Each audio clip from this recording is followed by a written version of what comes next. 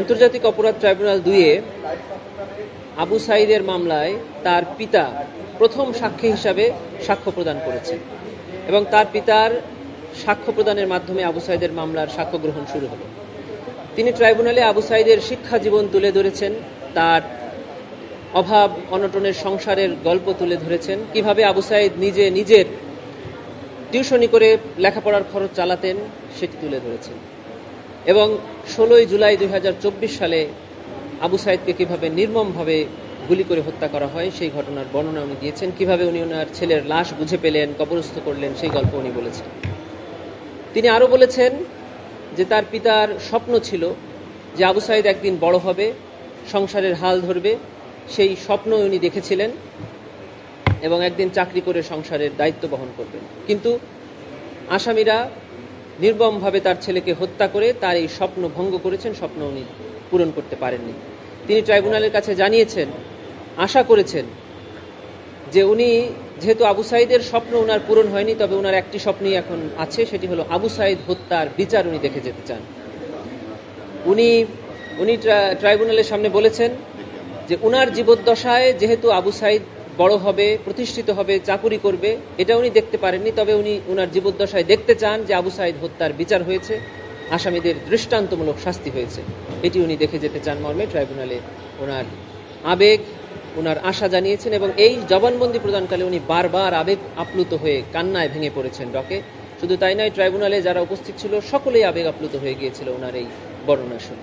একজন দরিদ্র পিতা যার সন্তান পঞ্চম এবং অষ্টম শ্রেণীতে ট্যালেন্ট পুলে বৃত্তি পেল, A+ পেল, পাবলিক ইউনিভার্সিটিতে ইংরেজিতে ভর্তি হলো, এরকম একটা দরিদ্র পিতার আশা থাকে যে এই ছেলে একদিন বড় হয়ে বড় চাকরি করবে, সংসারের হাল ধরবে। সেরকম একটা পিতার যখন শোনে যে তার এই সন্তানের ট্যাক্সের টাকায় দেওয়া পুলিশ গুলি করে, আইনশৃঙ্খলা বাহিনীর সদস্য গুলি করে তার সন্তানকে দিনে দুপুরে হত্যা করেছে এবং সেগুলো টিভিতে লাইভে শুধু বাংলাদেশ নয় গোটা দুনিয়া দেখেছে, তখন তার পিতার মাথায় আকাশ ভেঙে পড়াটাই স্বাভাবিক, এটাই উনি বলেছেন। শুধু তাই না, আপনারা জানেন যে একটা পিতার কাছে সন্তানের লাশের চেয়ে ভারী বস্তু আর হতে পারে না, এটা আমরা জানি সবাই। সে কারণেই উনার পিতা এটা বলেছেন যে যখন উনি শুনেছেন যে তার সন্তানকে গুলি করে প্রকাশ্য দিবালোকে হত্যা করা হয়েছে, তখন ওনার মাথায় আকাশ ভেঙে পড়েছে। সেজন্যই উনি চেয়েছেন যে আমার ছেলে বড় হবে, এই স্বপ্ন তো আমি পূরণ হয়েছে দেখে যেতে পারলাম না, আমার একটি স্বপ্ন, সেটা হলো আমার জীবদ্দশায় আমার সন্তানের হত্যাকারীদের বিচার আমি দেখে যেতে চাই। আবু সাঈদের মামলায় আরও সাক্ষ্য উপস্থাপন এখন চলছে।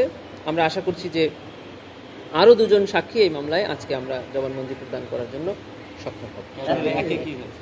ট্রাইব্যুনাল 1-এ আজকে আরও বেশ কয়েকটি মামলা ছিল, তার মধ্যে আলেপ উদ্দিন এবং মহিউদ্দিন ফারুকি, সাবেক র্যাব এবং পুলিশ কর্মকর্তা, যাদের বিরুদ্ধে ইনফোর্সড ডিসঅ্যাপিয়ারেন্স অর্থাৎ গুমের অভিযোগের মামলার তদন্ত প্রতিবেদন জমা দেওয়ার জন্য দিন ধার্য ছিল। ইনভেস্টিগেশন এজেন্সির আবেদনের প্রেক্ষিতে প্রসিকিউশন 3 মাসের সময় আবেদন করেছিলেন। আগামী 30 নভেম্বর 2025 তারিখে এই 2টি মামলার তদন্ত প্রতিবেদন দাখিলের জন্য ট্রাইব্যুনাল দিন ধার্য করেছেন। এই মামলায় আসামি কতজন? এখনো যেহেতু ইনভেস্টিগেশন চলমান, এখনো আসামি কতজন এটা নির্ধারণ করে আমরা বলতে পারছি। গোলাম নাফিজের মামলার আজকে নির্ধারিত তারিখ ছিল না, তবে গোলাম নাফিজের মামলায় যিনি সরাসরি গুলি করেছেন এই মর্মে তদন্ত সংস্থার পক্ষ থেকে একটি আবেদনের প্রেক্ষিতে শচীন মৌলিক নামে একজন এডিসি ট্রাফিক, উনাকে গ্রেফতার করে ম্যাজিস্ট্রেট কোর্টে হাজির করা হয়েছিল। তাকে আজকে ট্রাইব্যুনালের আদেশের প্রেক্ষিতে ট্রাইব্যুনালে হাজির করা হয়েছে। তাকে ট্রাইব্যুনাল জেল কাস্টডিতে প্রেরণের নির্দেশ দিয়েছেন এবং পরবর্তী তারিখে তাকে অন্যান্য আসামিদের সাথে ট্রাইব্যুনালে হাজির করার আদেশ প্রদান করেছে।